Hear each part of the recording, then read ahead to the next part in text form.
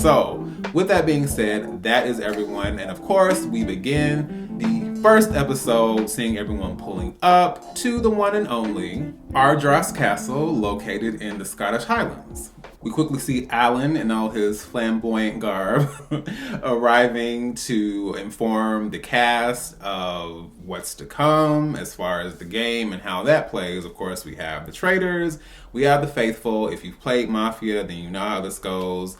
Basically, whoever gets to the end of the game, if there's even one traitor left, then they get the money. But if the faithful are able to get all the traitors out, then they cash in big. But before we get to any of the more serious gameplay, we have a decision to make. We see a lot of these hooded figures with a gold mask, that whole cultish figure dynamic they've been having from the very beginning. We see those, and we then see the majority of them moving away. And then we see the remaining figure walking up, and it turns out to be none other than Boston Rob Mariano, I believe. And Boston Rob is a very polarizing figure. Some people love him, some people hate him. I fall in the middle. I think I just enjoy him as being a part of the game, and again, being kind of in that Hall of Fame category. Some people may disagree with that, but I was like, okay, cool. And there's an opportunity for one of the current contestants to get a one-up by basically saying like, hey, if someone comes out and shakes Rob's hand, then he's in the game. You can also choose someone else to get out of the game. It seems like Carolyn is thinking about it. Danielle is thinking about it. Like, there's some like, maybe, but no one steps up. And I was kind of like, well, dang. I was like, well, it would have been interesting to see him in the game, but no one was willing to do it. It would have been an easy way to get someone out, but okay. No one goes for it. Rob seems fairly disappointed, but he moves on, goes about his merry way. And then we get into all the different contestants speaking to Alan and making their case for why they should be a faithful or a traitor. Tony ends up being one of the ones who wants to be a traitor, of course. And I was just like, nope, because that's already your MO. That's too easy. So I kind of knew, at least just from my standpoint, as soon as he said that, because he even made a joke saying like, oh, I want to be a faithful. I was like, and Carolyn was like, BS. Absolutely not. That is not how you roll. And I knew as soon as he said that, like he actually wanted to be a traitor, I'm like, he's not going to do it. There's even a point where once we get to the whole selection part of it, we see Alan about to supposedly tap him before they cut to a break. And I was like, he's not doing that. And that is exactly what happens. He just moves on along to the next. And I also thought it was interesting when Tom is speaking to Alan and saying like, oh, I want to be a faithful because I don't think I would be a good traitor. And so Alan's like, well, if I made you a traitor, would you feel betrayed? He was like, yeah. He was like, oh, well, doesn't feel good, does it? I was like, I was not prepared for that. I'm like, Laura, Sandoval will never go away. It's like, no matter, that man is not living that down, and I can't really be mad at it. If you're going to be foolish enough to do something like that on national television, oh well. I'm not saying I'm going to be going through my life worried about it because it didn't necessarily happen to me, nor did it like personally affect me. But like I said, Tom Sandoval was a scumbag for a lot of other reasons, having nothing to do with his relationship and how he blew that up. So I'm never really going to get tired of people taking shots at him. And like I said, I don't know why he's here. I do know why he's here, but I also don't know why he's here. So when it comes down to it, Bob the Drag Queen and Danielle and Carolyn are all selected as traitors. And I thought it was a kind of a motley crew, but at the same time, they all seem being the key word, they seem to be people that can fly under the radar, especially Carolyn. I saw her season of Survivor and she really shocked me. Yes, she's kind of quirky, weird, and eccentric, but there's more to her, at least as far as I know from that season. And so I was really proud seeing the game she plays. So I'll be really interested to see if she'll be able to incorporate some of that strategy and gameplay here. Now, as far as the challenge, we then see that everyone has to pitch in and help row this massive Viking boat to collect on these various platforms fuel and chests that are full of the money that is going to be added to the pot that they'll be receiving their money from at the end of the game. But in order to keep going to each platform, 2 people have to get off at each stop. And so first off, I believe we have Robyn and Ayan. Then we have Dorinda and Dolores. And I'm like, okay. Then at the third platform, we see Bob getting upset because like all the women are the ones making the sacrifices and all the men are just like, and so Bob is like, hey, the men need to get off this boat. And they're not budging. I just thought that was like kind of whack. I'm like, the women shouldn't be the only ones to be willing to take charge. I thought that was real whack, honestly. So finally Danielle was like, look, we gotta go, whatever, I'll get off. Now, obviously Danielle nor Bob, neither of them are going to be worried because they're traitors. But then all of them, well, everyone else, our 4 housewives, which I thought was unfortunate, but they realized, like, okay, now they're going to think that we are traitors because we were like, oh yeah, cool.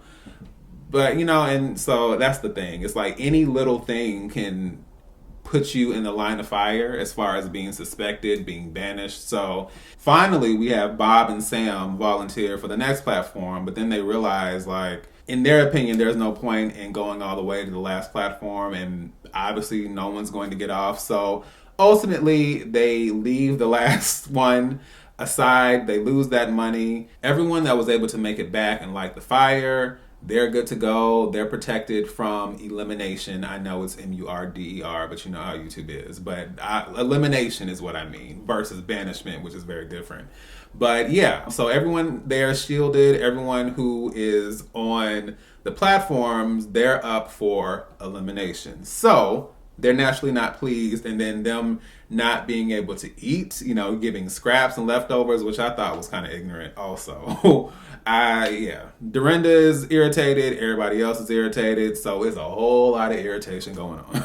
Let me also say really quickly that every time they show everyone going upstairs to go to sleep in the castle, I always roll my eyes because it was at some point during the last season, I didn't notice it the first time, but it's very obvious that when they come into breakfast, they've shown plenty of times that there are cars driving up to the castle. So obviously they stay at a hotel elsewhere, and then they come and they do all the stuff there at the castle. So them doing like all the B-roll stuff of them like all the stuff in the hotel, I understand it's part of the show, but it's weird because I know like they don't stay there. So yeah, but besides the point, we see the traitors, we see Bob, we see Danielle, who are very excited to see and very shocked to see that they are traitors, as well as Carolyn.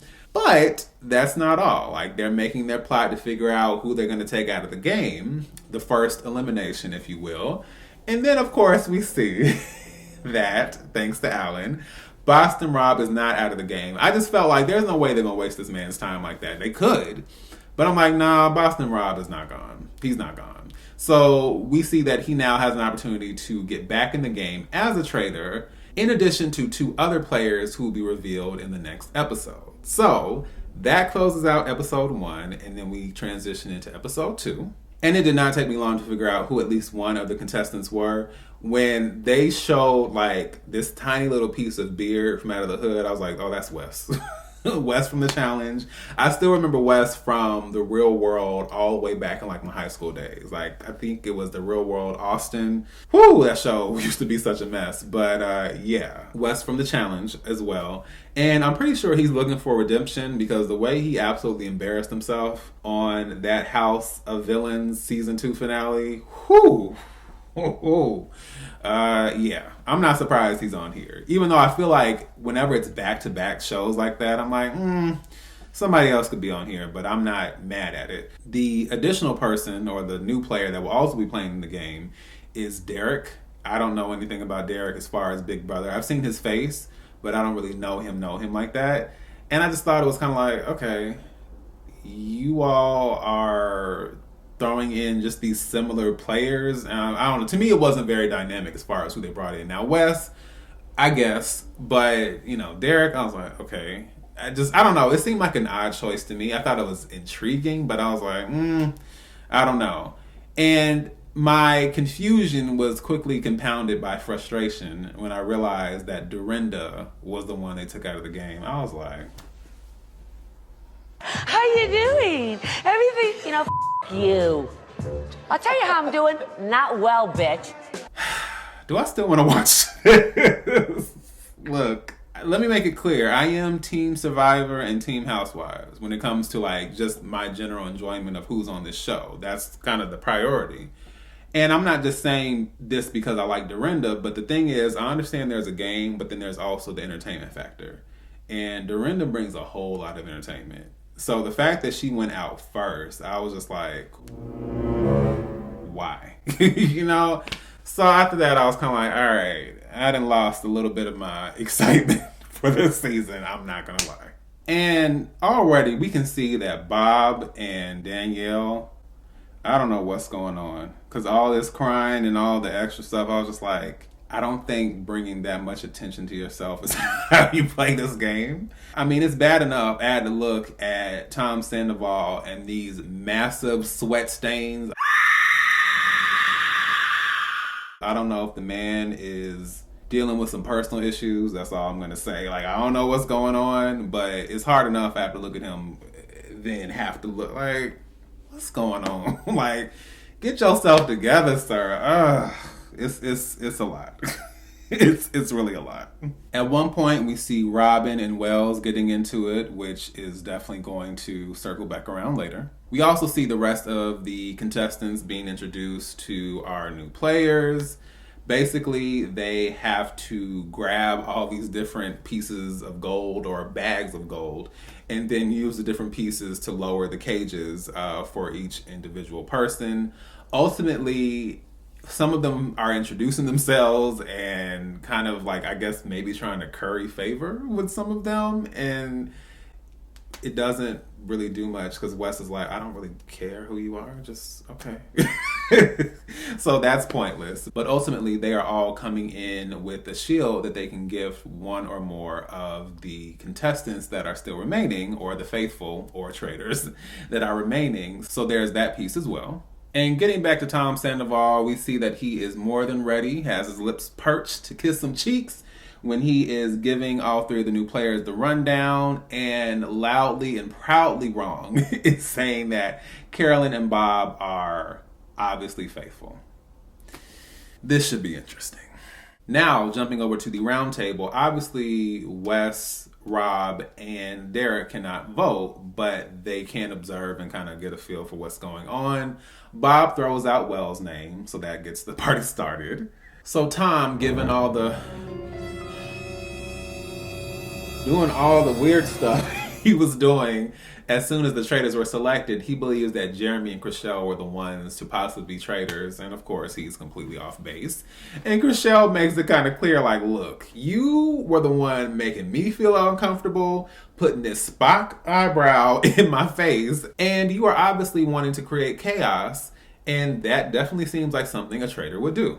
Let me also add that once we get to the vote, the traitors have to be able to lie, deceive, and cheat easily. And since I know you possess all of those traits, I figured I'd vote for you.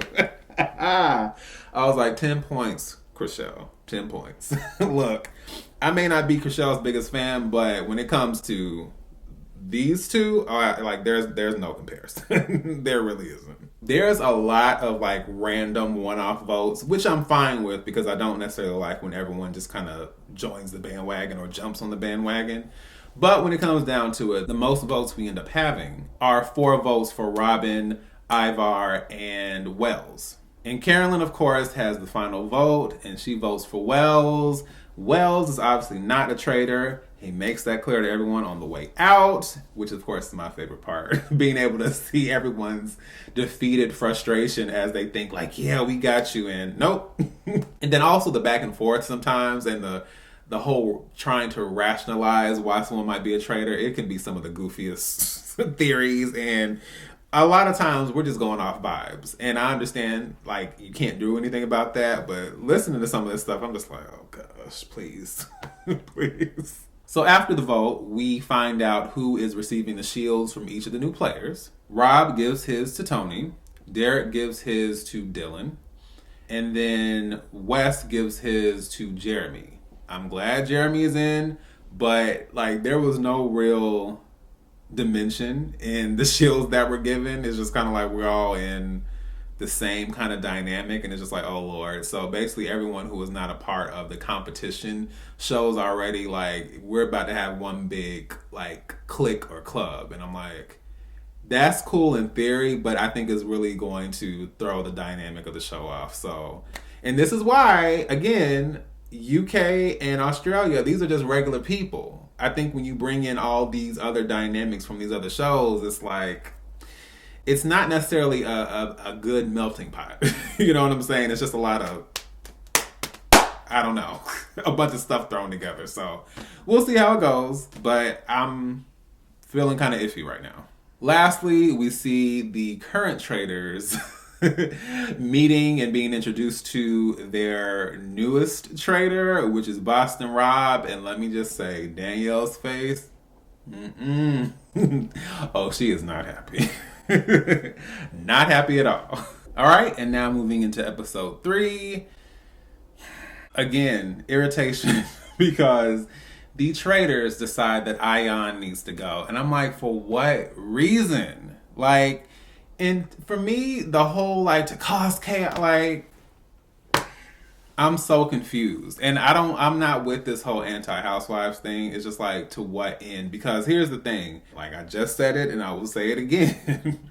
There is gameplay and there is entertainment. And gameplay is cool, but we also need, like, the personalities and the folks cutting up to make this show interesting. So, like, regardless on how anyone feels about housewives, they have some very dynamic personalities. And so now there's no Dorinda and no Ayan.